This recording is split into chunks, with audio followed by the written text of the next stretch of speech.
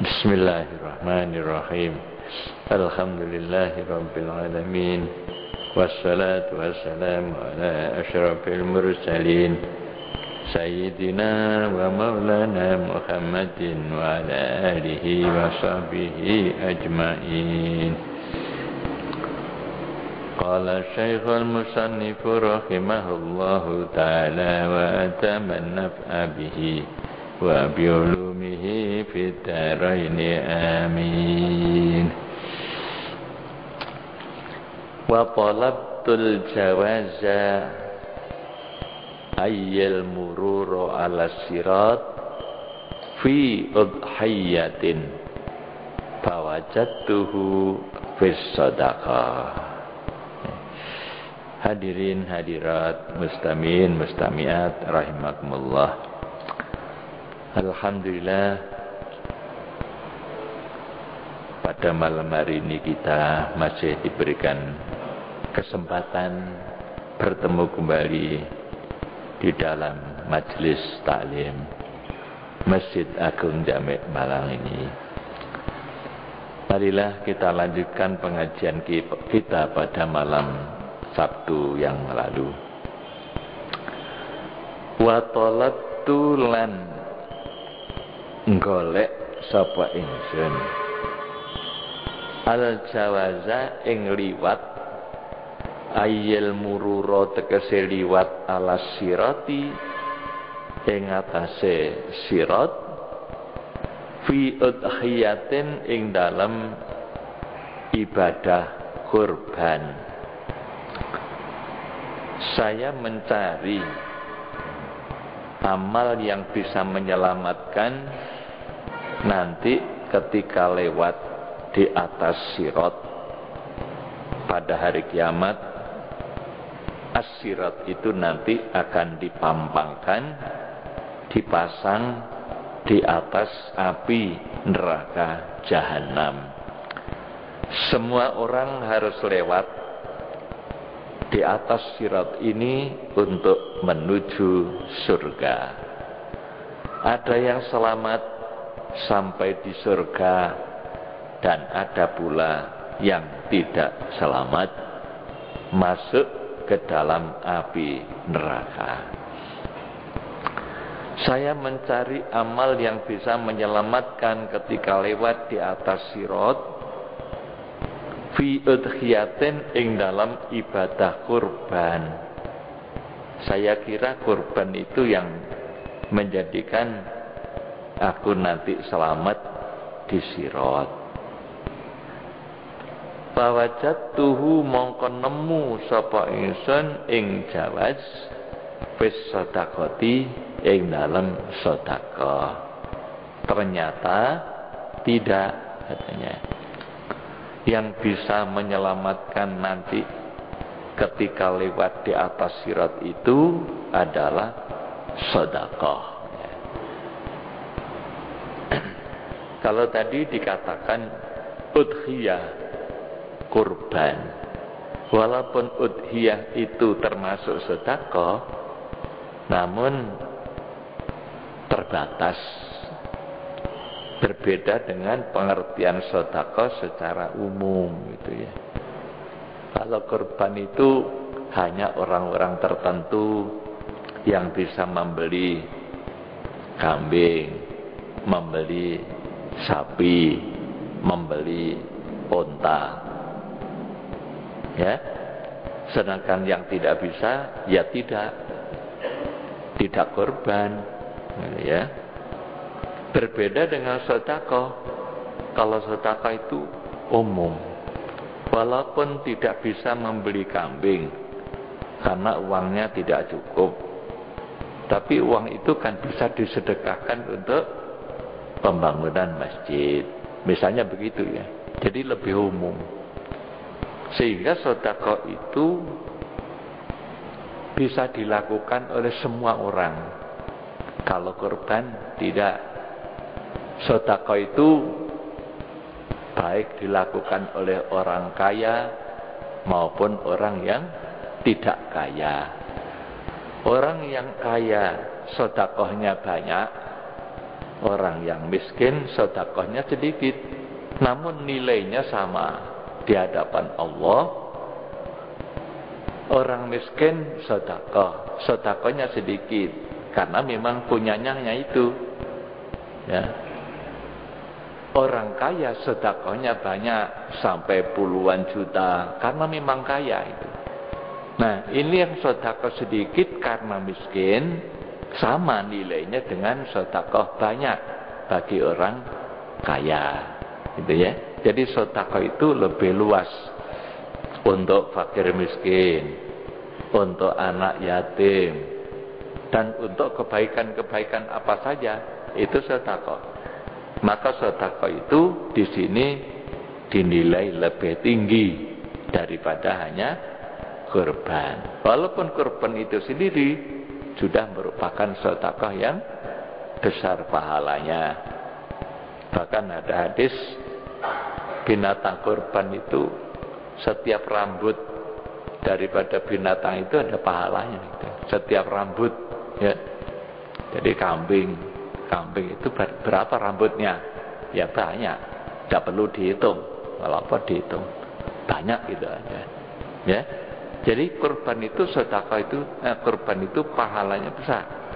Namun di sini lebih tinggi sedekah karena apa? Sedekah itu luas, lebih luas daripada sekedar kurban ya.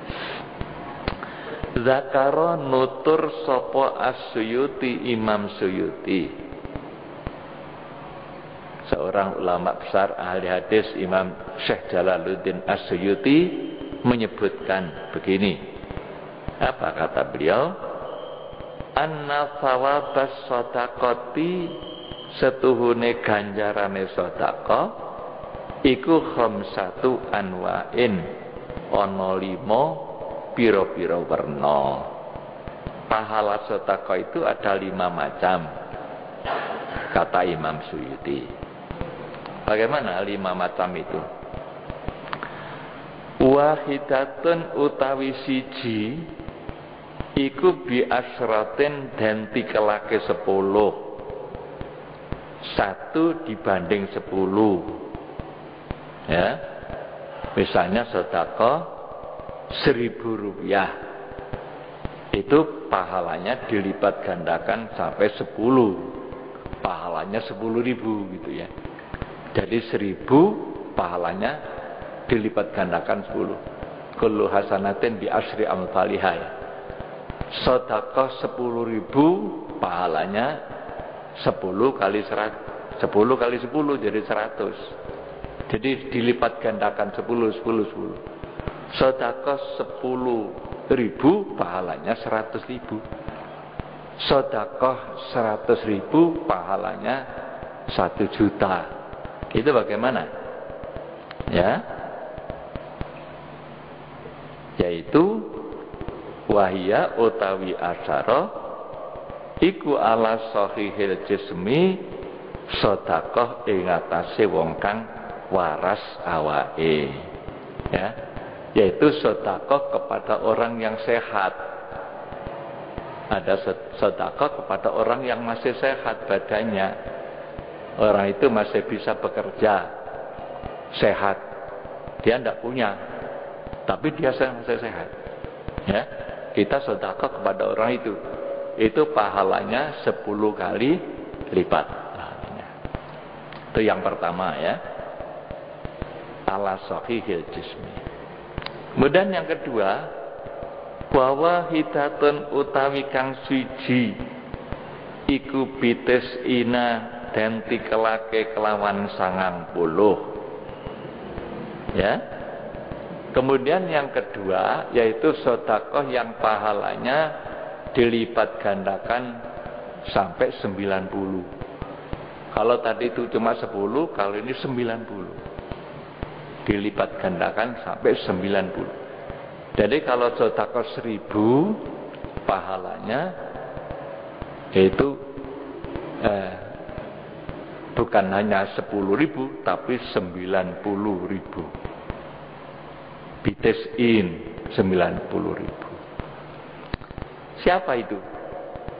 Wahia utawi tis'in iku alal a'ma sedekah ing atase wong kang wuta, wal mubtala lan wong kang kena cuba. Gitu ya. Misalnya ada pengemis ini orang itu orang buta atau tidak punya tangan, karena ada itu kadang-kadang di jalannya tidak punya tangan, tidak punya kaki, tidak bisa jalan. Itu sedekah kepada orang itu, ya, nilainya 90 kali. Jadi dibanding dengan sedekah kepada orang sehat tadi itu masih lebih tinggi ini. Jadi 9 kali lipat, gitu ya. Sebab apa? Orang yang sehat tadi itu masih bisa bekerja dengan baik. Sedangkan orang yang buta tidak bisa. Tidak punya tangan, tidak punya kaki, tidak bisa. Jadi lebih manfaat sedekah tadi itu bagi orang yang buta, orang yang ya mubtala itu artinya orang yang cacat lah gitu, katakan begitu, orang yang cacat. Ya, itu lebih tinggi pahalanya. Itu kata Imam Suyuti ya, 90 kali. Kemudian yang ketiga, wa wahidatun utawi kang siji, sedekah kang siji iku bitis imiaten dan dikelaken kelawan 900. Bukan hanya 90 tapi 900. Apa itu? Wahia utawi tis imiatin iku ala dzikarabatin, sedekah ing atase wong kang duweni kerabat, muhtajin kang butuh, ya, yaitu sedekah kepada famili sendiri, ponakan, bibik, bule, bude, yang masih ada hubungan kerabat tapi butuh, gitu ya, butuh. Ya, itu memang harus diutamakan daripada orang lain. Jadi dibanding dengan sedekah kepada orang lain yang sama-sama butuhnya, itu lebih tinggi nilainya sedekah kepada karib kerabat yang butuh tadi itu. Sebab kadang-kadang kita kan kurang mempedulikan, ya. Saudaranya sendiri tidak dipedulikan, tapi orang lain, ya, itu kadang-kadang kita itu seperti itu. Maka di sini, ya, kita mengikuti penjelasan dari ulama kita ini, yaitu kita harus memperhatikan keluarga sendiri yang ada hubungannya karib kerabat. Dicari, coba sopo di antara dulur-dulur ku sing ganduwe sopo ae, ya, itu diutamakan. Itu pahalanya 900 kali. Bitis imiatin, 900 kali. Jadi lebih tinggi daripada sedekah pada orang buta tadi itu, tapi orang lain, gitu ya. Ya, itu yang ketiga. Sekarang yang keempat, wa wahidatun utawi sedekah kang siji iku bimiati alfin den tikelake kelawan 100.000, ya, 100.000, bukan hanya 900 tapi bahkan 100.000. Bimiati alfin, 100.000, ya. Kalau 900 tadi itu adalah untuk karib kerabat yang butuh, sekarang lebih tinggi lagi, ya, 100.000. Kepada siapa itu? Wahia utawi mi'ati alfin iku alal abawaini ing atase wong tua loro, kepada kedua orang tua, ya. Jadi anak, karena anak ini mampu, orang tuanya kurang mampu, maka anak ini sedekah kepada orang tuanya. Itu nilainya sangat tinggi, ya, sangat tinggi nilainya seperti itu. Karena memang Dalam Islam anak itu wajib bersyukur pada kedua orang tua. Yang menyebabkan kita lahir ke dunia ini adalah ayah dan ibu. Manusia yang paling berjasa kepada kita itu adalah orang tua. Ya, Allah mewujudkan kita ini adalah karena ada ayah dan ibu. Kalau tidak ada ayah dan ibu, dari mana?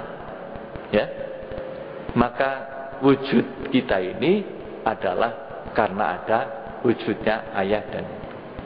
Itulah maka Allah mewajibkan umat manusia itu bersyukur kepada kedua orang tuanya setelah bersyukur kepada Allah. Anishkurli wali walidaika, digandeng ya. Hendaklah kamu bersyukur kepadaku dan kepada kedua orang tuamu. Pertama kali Allah dulu yang menjadikan kita ini. Allah yang mewujudkan kita ini adalah, ya, Allah itu yang menjadikan kita ini. Namun Allah menjadikan kita itu lewat orang tua. Maka Allah memerintahkan kita wajib bersyukur kepada Allah dan kepada kedua orang tua. Ya. Maka dosa yang paling besar itu, ya, dosa kepada kedua orang tua. Kalau sampai anak itu berani menyakiti hatinya, ya, sampai menyakiti orang tua, itu dosanya paling besar. Bahkan Allah akan menurunkan siksa pada saat di dunia ini. Jadi kalau sampai ada anak yang berani menyakiti orang tuanya, itu Allah akan menurunkan siksa, tidak ditunggu nanti hari kiamat, tidak. Waktu di dunia sudah disiksa. Itu dosa kepada kedua orang tua. Maka kita wajib mendoakan mereka. Apabila mereka masih hidup, wajib dihormati, wajib disayang, wajib diberi perhatikan. Ya, kalau sampai anak sedekah tadi itu, seperti itu pahalanya. Anak kok sedekah pada orang tuanya. Ya, baik itu orang tua kaya atau tidak, yang penting anak itu sedekah pada orang. Itu nilainya sampai mencapai 100.000 kali pahalanya. Itu kata Syekh Jalaluddin As-Suyuti. Maka kita wajib mendoakan orang tua itu setiap hari. Jangan lupa.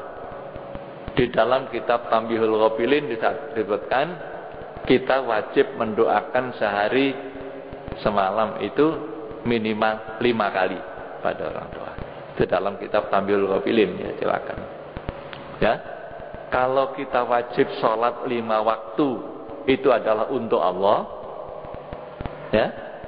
Tadi itu bersyukur pada Allah, anishkurli, bersyukurlah kamu kepadaku, kata Allah, ya, yaitu dengan sholat 5 kali sehari semalam. Lalu sekarang bersyukur pada orang tua bagaimana? Doakan orang tua. Allahumma ighfir li dzunubi wali walidayya warhamhuma kama rabbayani shaghira. Itu 5 kali minimal dalam kitab Tambihul Ghafilin. Orang yang mendoakan orang tua oleh Allah akan diberikan kemudahan-kemudahan, akan diberikan berkah hidupnya, diberikan berkah umurnya, diberikan berkah rezekinya. Itu kalau kita banyak mendoakan orang tua. Jadi jangan sampai lupa, gitu ya. Ini kata Syekh Jalaluddin As-Suyuti, orang bersedekah kepada kedua orang tua nilainya, ya, yaitu 100.000. Jadi sedekah 1.000 rupiah kepada orang tua, ayah atau ibu, itu pahalanya dilipat gandakan sampai 100.000 rupiah di Alki. Kemudian berikutnya yang kelima, terakhir ini barangkali yang paling tinggi itu, ya. Wa wahidatun utawi kang siji iku bitis imiati alfin dan tikelake kelawan 900.000. Kalau kepada orang tua itu 100.000, Ini 900.000. 900.000. Ini paling tinggi, Bang, ya. Kepada siapa itu? Wahia utawi imiati alfin 900.000 iku ala alimin ing atase wong kang alim. Au faqihin utawa wong kang alim fikih, orang yang alim, yang berdakwah, yang berjuang membela agama Allah. Barangkali sebabnya kenapa kok paling tinggi? Karena mereka itulah orang yang paling bertanggung jawab di dalam menegakkan kalimat Allah di muka bumi. Orang alim itu punya tanggung jawab yang paling berat, yaitu menegakkan agama di muka bumi ini. Ya, orang alim itu tidak boleh diam, harus menyampaikan agama di muka bumi, menyampaikan ilmu kepada orang banyak. Itu orang alim. Tidak boleh orang alim itu diam, menyembunyikan ilmunya. Itu dosa. Ya.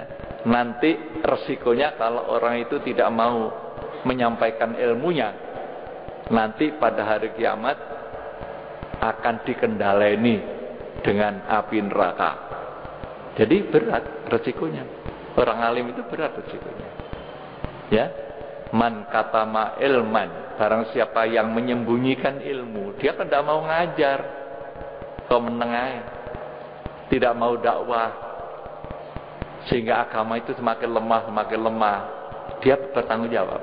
Nanti oleh Allah dia akan dipersalahkan. Lebih-lebih lagi kalau orang alim tidak berdakwah, tidak menyampaikan agama, kebenaran, malah nyontoni sehingga benar. Wah, itu paling berat. Ya, dia mengajak orang tapi dia sendiri tidak melakukan. Dia melarang orang berbuat dosa tapi dia sendiri yang berdosa. Itu nanti disiksa lebih dulu sebelum penyembah berhala. Itu resikonya. Resikonya berat. Ya. Jadi orang yang alim tapi tidak mengerjakan ilmunya, itu resikonya sangat berat. Falimun bi ilmihi lam ya'malan mu'adzabun min qabli abidil watan. Begitu kata Syekh Ibnu Ruslan. Ya, fa'alimun, orang alim, bi ilmihi lam ya'malan, tidak mengamalkan ilmunya. Ilmunya tidak disebarkan pada orang lain. Ya, mu'adzabun, dia akan disiksa nanti hari kiamat min qabli abidil watan, sebelum disiksanya orang yang menyembah berhala. Jadi risikonya besar. Oleh karena itu orang alim itu punya tugas berat, karena oleh Allah orang alim itu ditugasi sebagai penerus-penerus perjuangan Rasulullah. Ya, al ulama warasatul anbiya, kan begitu nggih? Para ulama itu adalah pewaris para nabi. Kan apa? Siapa lagi yang melanjutkan perjuangan ini kalau bukan ulama? Itu. Nah, kalau tidak ada, agama ini nanti mati. Agama ini mati. Tidak ada orang ngajar. Di kampung-kampung tidak ada orang yang ngajar Al-Quran anak-anak. Ya, tidak ada yang mengajar mengaji. Di kampung itu mati. Tidak lama agama di situ mati. Ya, maka maraknya agama ini adalah karena peran daripada ulama. Maka di sini kalau dikatakan bahwa sedekah kepada ulama, kepada orang alim itu nilainya sampai mencapai 900.000, itu adalah karena wajar-wajar saja, karena ulama-ulama itu mereka itu berjuang. Pada umumnya mereka tidak kerja, pada umumnya, ya, karena sibuk dengan dengan urusan dakwah tadi itu. Tidak sempat bekerja mencari uang, ya, tidak seperti orang lain. Karena kesibukannya bukan masalah uang, Ya, tidak mencari ekonomi, tidak. Ya seperti Rasulullah lah. Rasulullah itu kan setelah nikah dengan Sayyidatina Khadijah, oleh Sayyidatina Khadijah, wanita yang kaya ini, Rasulullah dibebaskan dari kerja. Ya tak? Oleh Siti Khadijah, sebagai suami Kanjeng Nabi sudah dibebaskan. Sama sekali tidak mikir masalah harta, nafkah, karena sudah dicukupi oleh Ibu Khadijah ini. Maka harta kekayaannya boleh dikatakan Ibu Khadijah ini dihabiskan adalah untuk perjuangan Rasulullah. Ya, pantas saja bahwa Ibu Khadijah ini adalah wanita termulia kedua di dunia, ya, sesudah Siti Maryam, ibunya Nabi saya. Jadi orang wanita termulia di dunia itu yang pertama adalah Ibu Maryam. Ya, innallaha astafaki wa tahharaki wastafaki ala nisa'il alamin. Ya Maryam. Jadi dalam Al-Quran disebutkan Ibu Maryam ini wanita termulia di dunia. Kemudian yang kedua adalah Sayyidatina Khadijah Al-Kubra, istri Rasulullah. Karena seperti itu perjuangannya, ya, andai kata Kanjeng Nabi oleh Allah tidak dinikahkan dengan Siti Khadijah, barangkali juga banyak mengalami kesulitan-kesulitan. Maka Allah Maha Kuasa, Allah Maha Tahu, dengan dinikahkan dengan wanita kaya ini, maka beliau bebas berjuang. Ya, masalah nafkah sudah tidak diurus lagi. Gitu ya, karena sibuk dengan urusan agama. Kemudian wanita yang ketiga, ranking ketiga adalah Sayyidatina Fatimah binti Rasul, putri Kanjeng Nabi. Ya. Kemudian yang keempat adalah ya ibu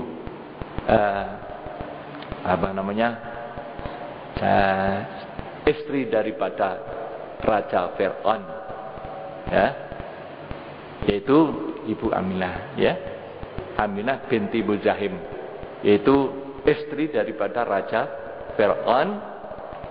Beliau beriman kepada Nabi Musa, ya, yang pernah menjadi anak angkatnya. Bahkan oleh Raja Fir'aun disiksa, suruh kembali pada agamanya, tidak mau, ya. Kemudian dijatuhi batu besar, ya, dijatuhi batu besar di penteng di padang pasir di bawah terik matahari, dijatuhi batu besar, ya. Kalau tidak mau kembali pada agama semula, tapi beliau tidak, milih tetap beriman kepada Allah. Maka batu itu dijatuhkan. Sebelum batu itu jatuh ke tubuhnya, rohnya sudah diambil oleh malaikat, diterbangkan ke surga. Di sana sudah dibuatkan rumah di surga. Ya, ini adalah istri Raja Fir'aun. Maka ranking keempat wanita termulia di dunia ini. Itulah yang disepakati oleh para ulama, wanita-wanita termulia di dunia. Tapi dalam Al-Quran juga disebutkan wanita terjelek. Kalau tadi itu terbaik, sekarang wanita terjelek. Wanita terjelek itu adalah istri Nabi Nuh dan Nabi Lut. Jadi istri Nabi kok kafir, gitu ya. Jadi istrinya Nabi kok khianat. Namanya Wahilah dan Wailah. Dalam tafsir Jalalain itu ada itu ya. Namanya Wailah dan Wahilah. Ini wanita terjelek di dunia karena menjadi istri seorang Nabi kok kafir, gitu ya. Para bapak ibu, maka di sini kita kembali bahwa kenapa sedekah kepada orang alim atau orang faqih itu adalah paling tinggi nilainya, mencapai 900.000 kali. Itu adalah karena seperti tadi itu, ya, karena mereka adalah orang-orang yang berjuang di dalam mempertahankan agama Allah. Barangkali sedekah itu adalah untuk berjuang, bukan untuk kepentingan pribadinya, ya.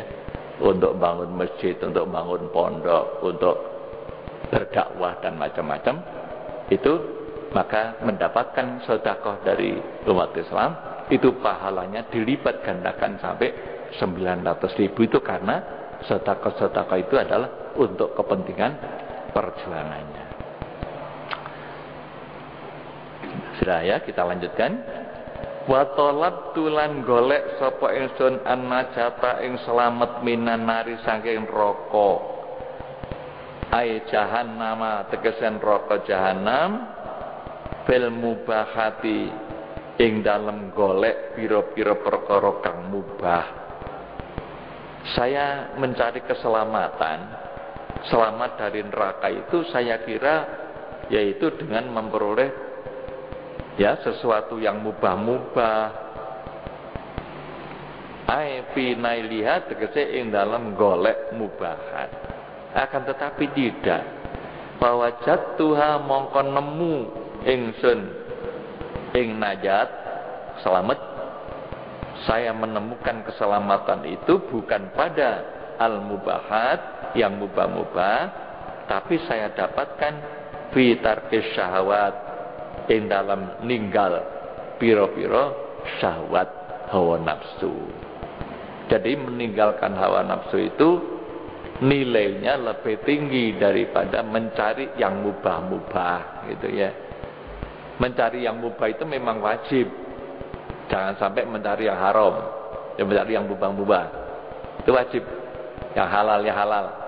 Wajib. Ya. Tapi lebih tinggi lagi yaitu bukan mencari yang halal tadi itu, tapi meninggalkan berlebih-lebihan. Nah, itu lebih tinggi. Ya mubah, boleh mencari yang mubah itu. Memang wajib, ya. Tapi jangan berlebih-lebihan. Jadi meninggalkan yang mubah tadi itu menjadi lebih tinggi. Is aja akeh-akeh gitu. Karena apa? Kalau terlalu banyak nanti itu bisa bisa melewati batas sehingga jatuh kepada yang haram. Masalahnya di situ. Maka meninggalkan syahwat, meninggalkan keinginan-keinginan hati, itu nilainya lebih tinggi. Kala ngendika sapa Abu Sulaiman Ad-Darani, Syekh Abu Sulaiman Ad-Darani, seorang ulama sufi ya, waliullah, Syekh Sulaiman, Abu Sulaiman. La'an atruka yakti yen to tinggal ingsun min asyai saking mangan sore ingsun lukmatan ing sak puluhan iku ahabu luweh demen ilaya maring ingsun min an aku mati di bangsa yang totangi salat ingsun alaila ing dalam waktu bengi ila akhirih itu muka maring akhire lain. Ya, Syekh Abu Sulaiman menilai meninggalkan sesuap nasi makanan yang biasa dimakan, mungkin makannya itu 5 suap, ya, itu ditinggalkan yang satu tinggal 4, ya, demi mencegah keinginan hawa nafsu tadi. Biasanya 5 suap, dia tinggalkan yang satu, jadi tinggal 4.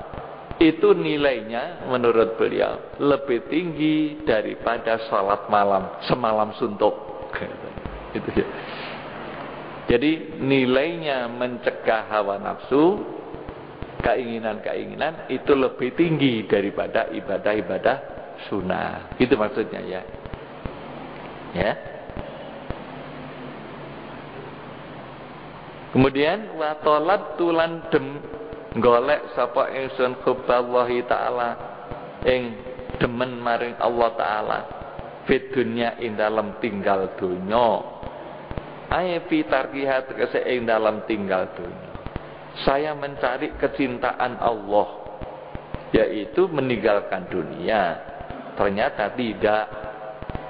Yang menyebabkan dicintai oleh Allah itu bukan meninggalkan dunia. Apa? Bahwa jatuhu mongko nemu sapa ingsun ing hubballah fi dzikrillah taala ing dalam zikir maring Gusti Allah taala. Ya. Jadi memperbanyak zikrullah itu lebih dicintai oleh Allah Subhanahu wa taala. Ya. Jadi suatu amal ibadah yang sangat dicintai oleh Allah yaitu memperbanyak zikrullah, zikir kepada Allah. Karena apa? Zikir kepada Allah itu bisa dilakukan kapan saja, di mana saja, ya, dalam keadaan apa saja. Ala kulli hal, segala tingkah laku kita bisa kita sambil berzikir kepada Allah. Dengan lisan, kalau tidak dengan lisan, dengan hati, ya itu zikir kepada Allah. Maka para aulia, para wali itu mereka tidak pernah putus zikir kepada Allah. Kalau sampai putus zikir kepada Allah, lupa, walaupun hanya 1 menit, mereka merasa dosa kepada Allah. Gitu. Jadi mereka merasa dosa kalau sampai lupa kepada Allah, walaupun hanya 1 menit. Itu para aulia, lebih-lebih para nabi. Ya. Mereka sama sekali tidak pernah putus zikir kepada Allah. Ya. Maka amal yang paling dicintai oleh Allah itu adalah zikir kepada Allah. Banyak-banyak zikirnya. Siapa yang paling banyak, itulah yang paling dicintai oleh Allah. Zikir Allah. Qala dawuh sapa Kanjeng Nabi alaihi salam. Ada hadis Rasul menyatakan, az-zikru utawi zikir iku khairun luwe bagus minas sedaqati tinimbang sedekah. Kalau sedekah tetap seperti itu tadi pahalanya, itu lebih tinggi lagi. Sedekah seperti itu pahalanya lebih tinggi lagi, yaitu memperbanyak zikrullah. Karena kalau sedekah itu mungkin dilakukan oleh orang yang mampu bersedekah. Sedangkan zikir semua orang. Walaupun dia tidak bisa sedekah tapi bisa zikir, gitu ya. Ya, khairun minas sedekah. Wa zikru utawi zikir kata Rasul ya. Ini Rasulullah yang bilang. Iku khairun luwih bagus minas yami tinimbang saking poso. Ya tentunya puasa yang tidak ada zikirnya, gitu ya. Itu lebih utama zikir dibanding dengan puasa tapi tidak ada zikirnya. Khairun minasyam. Ya. Rawahu ngriwayatake ing hadis sapa Abu Syaikh an Abi Hurairah. Wal makna utai maknane hadis, maknanya bagaimana hadis? Zikrullahi utawi zikir maring Allah. Binahwi tahlilin kelawan umpamane tahlil. La ilaha illallah. Seperti tadi itu kita akan membaca tahlil ya. La ilaha illallah al-mawjudu fi kulli zaman. Itu kan zikir. La ilaha illallah al-ma'budu fi kulli makan. Zikir tahlil. La ilaha illallah al-madzkuru bi kulli lisan. Zikir kepada Allah. Ya. Tahlil itu. Wa tasbihin lan tasbih, subhanallah subhanallah subhanallah subhanallah wa bihamdihi subhanallahil azim, subhanallah wa bihamdihi subhanallahil azim. Wa tasbihin wa tahmidin iku khairun luwih bagus min sedaqatin nafli tinimbang saking sedekah sunah. Maksudnya begitu ya. Ya. Jadi sedekah sunat itu pahalanya besar. Namun ada lagi yang lebih besar, yaitu pahalanya zikir. Ya. Ada 2 kalimat kata Rasul yang ringan diucapkan. Kalimatani khafifatan ala lisan. Kalau diucapkan ringan. Sakilatani fil mizan, tapi nanti ditimbang itu berat. Benar ya, ditimbang amat berat. Habibatani ila rahman, dan paling dicintai oleh Tuhan apa itu? Subhanallah wa bihamdihi subhanallahil azim, gitu ya. Itu kata Rasul. Hanya 2 kalimat ringan diucapkan, berat timbangannya, dicintai oleh Tuhan. Subhanallah wa bihamdihi subhanallahil azim. Maka tahlilan yang sudah dirangkum oleh para ulama kita, mulai dari ada bacaan-bacaannya surat, ada surat-surat, ada ayat-ayat, kemudian ada salawatnya, ada tasbihnya, ada tahlilnya, ada istighfarnya. Itu merupakan rangkuman dari zikir. Begitu tinggi pahalanya. Ya. Namun sayang ada yang tidak mau. Ya wis enggak gelem. Ya. Itu namanya tidak mau pahala. Wong tidak zikir kalau tidak mau, itu namanya tidak mau pahala. Pahalanya begitu besar. Itu sudah jelas ya. Bila nafli wa zikru aktsaru thawaban. Wallahu a'lam bishawab.